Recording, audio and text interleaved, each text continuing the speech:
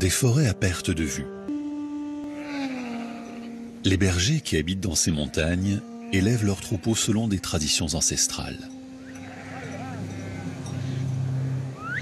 Certains, comme Wojtynar, font alliance avec un chien extraordinaire, le berger roumain des Carpates.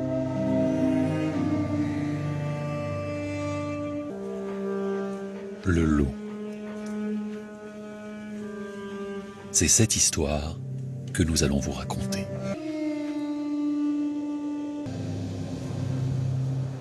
Elle commence un matin, au cœur de l'hiver et de la forêt. Un chef de meute, un loup alpha, est mis au défi par un mâle de son clan.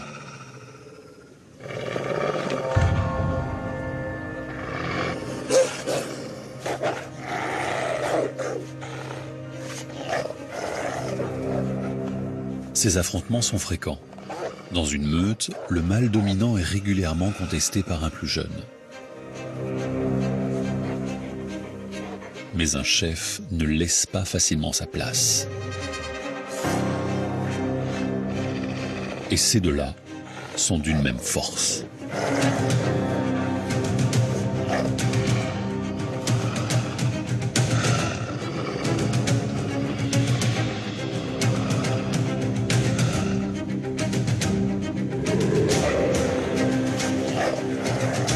L'un prend le dessus.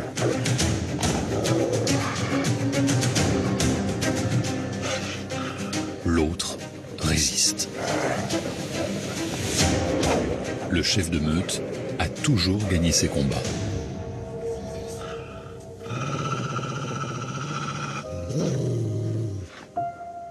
Pas cette fois. Il recule à présent et admet sa défaite. Sans mort ni blessure, le combat s'arrête.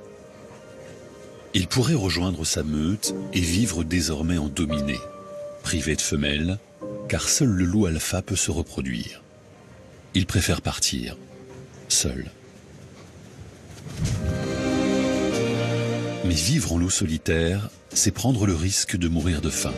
Il lui faut trouver une nouvelle famille pour chasser. Il parcourt de grandes distances, jusqu'à 100 km par jour.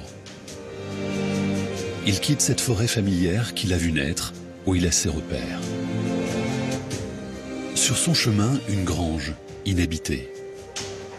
Elle signale la présence de l'homme, son principal prédateur.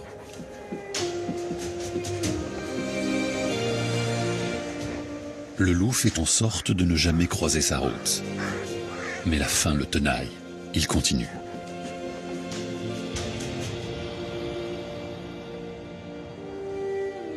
Dans ces vastes montagnes de Roumanie, ils sont près de 3000 loups, la plus forte densité d'Europe.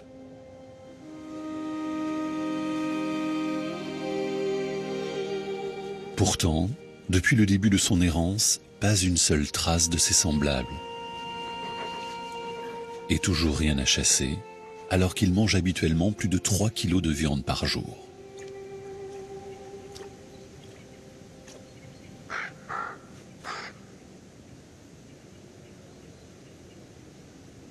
Seul un oiseau noir ne cesse de l'observer. Le loup comprend immédiatement les raisons de sa présence.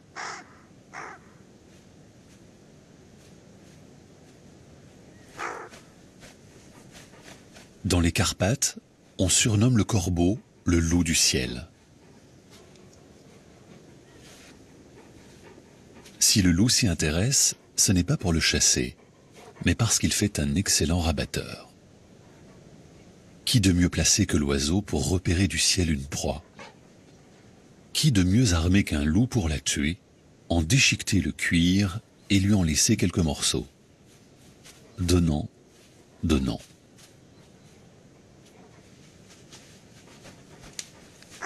Cette alliance entre ces deux espèces paraît surprenante. Elle a pourtant été observée à de nombreuses reprises à travers le monde. Partout où il y a des loups, les corbeaux ne sont jamais très loin.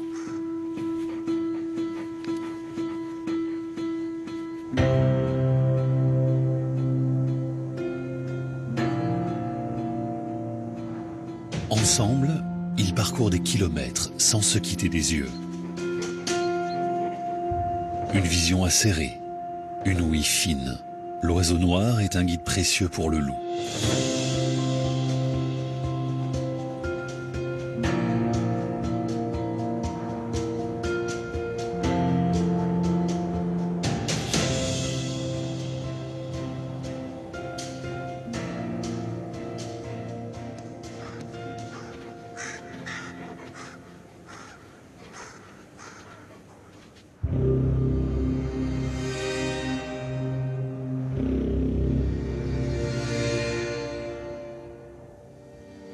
Les champs cultivés et les prairies succèdent aux forêts sauvages.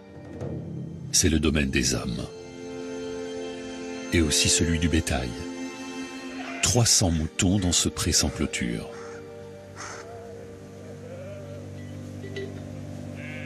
Les deux compagnons sont à l'affût.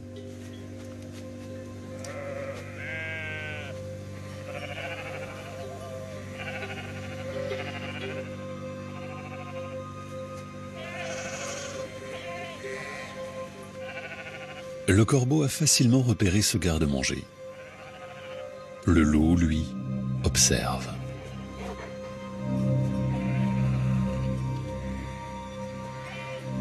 Le berger est là. Il se nomme Vojtinar. Il n'a pas assez de fourrage pour ses 300 moutons. Il n'a donc pas le choix et doit faire paître ses brebis au dehors.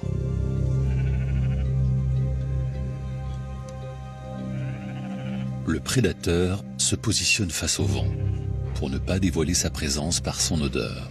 Il fait preuve de patience, repère le plus faible, attend l'imprudent qui s'éloignerait des siens. Mais l'homme n'est pas le seul à protéger le troupeau. 5 chiens, solides, puissants, montent la garde. Ils ressemblent étrangement aux loups. Ce sont des bergers romains des Carpates, des chiens uniques au monde. Une race d'exception dite lupoïde, sélectionnée par les bergers pour cette morphologie proche du loup.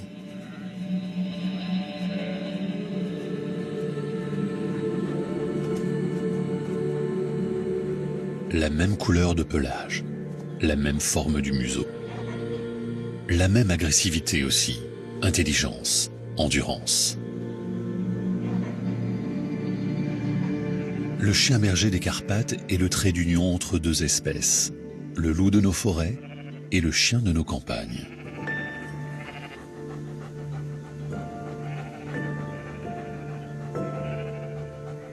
Issus de la même famille des canidés, les chiens bergers et les loups sont presque frères, mais des frères ennemis.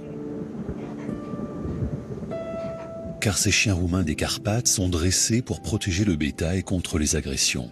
Un véritable rempart dissuasif.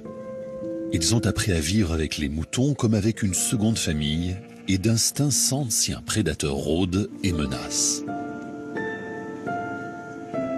Ils ne quittent jamais le troupeau, de jour comme de nuit, sans relâche.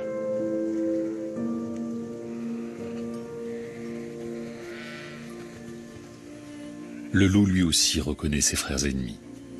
S'il veut atteindre les brebis, il devra affronter cette garde impressionnante. Seul contre 5 chiens, il n'a aucune chance. Mais s'il se retrouve face à un seul, il est le plus fort. Et dans ce combat-là, pas de pitié. Mais l'odeur du sang attire le prédateur qui possède un odorat 100 fois plus développé que celui de l'homme. Il guette.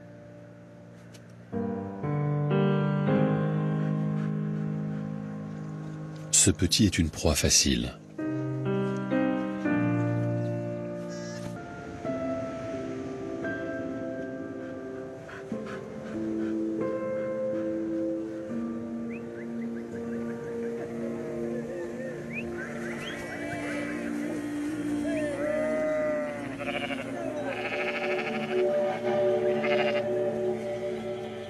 Ce soir, comme tous les soirs, il est l'heure de regrouper les femelles à l'intérieur de l'enclos, celles qui n'ont pas encore mis bas. Et comme tous les soirs, les chiens prennent leur position le long des barrières.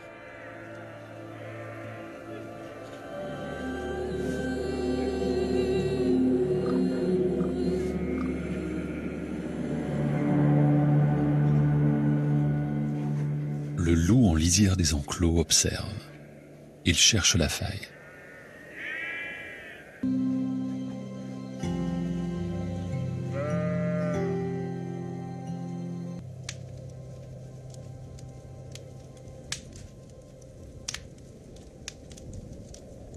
L'hiver est un moment critique pour les troupeaux et les bergers. Si les brebis mettent bas, les louves aussi à cette époque donnent naissance à leurs petits. Plus que jamais, les loups adultes cherchent des proies et prennent des risques. C'est la période de l'année où les attaques peuvent être les plus fréquentes, celle durant laquelle le berger n'a pas le choix. Il doit veiller ses bêtes toutes les nuits avec ses chiens. Régulièrement, ils font leur ronde tout autour de l'enclos. Et toujours le loup qui observe en fin stratège. Tant qu'il n'aura pas une chance sérieuse de réussir, il patientera. Mais pour le moment, les chiens ne montrent aucun signe de relâchement.